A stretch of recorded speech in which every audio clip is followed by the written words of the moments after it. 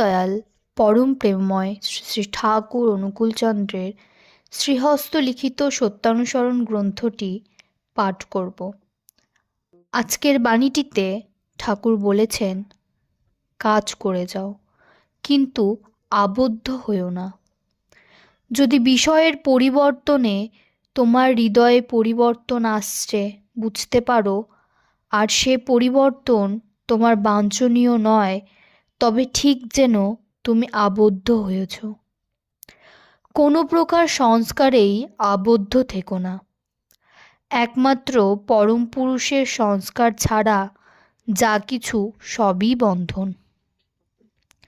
তোমার দর্শনের জ্ঞানের পাল্লা যতটুকু অদৃষ্ট, ঠিক তারই আগে। দেখতে পাচ্ছ না, জানতে পাচ্ছ না, তাই অদৃষ্ট। তোমার শয়তান অহংকারী আহাম্মক আমিটাকে বের করে দাও। পরম পিতার ইচ্ছায় তুমি চলো। অদৃষ্ট কিছুই করতে পারবে না। পরম পিতার ইচ্ছাই অদৃষ্ট। তোমার সব অবস্থার ভিতর তার মঙ্গল ইচ্ছা বুঝতে চেষ্টা করো।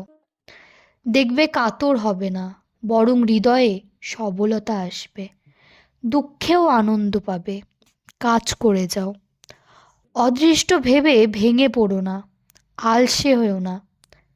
যেমন কাজ করবে তোমার অদৃষ্ট, তেমনি হয়ে দৃষ্ট হবেন। সৎকর্মীর কখনো অকল্যাণ হয় না, একদিন আগে আর পাছে।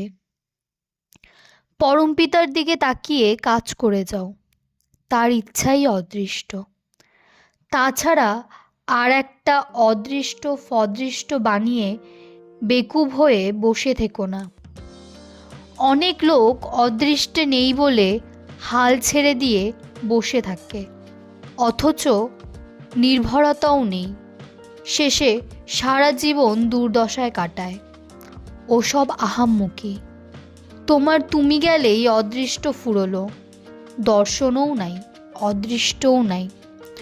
জয়গুরু বলে আজকের বাণীটি এখানেই শেষ করছি।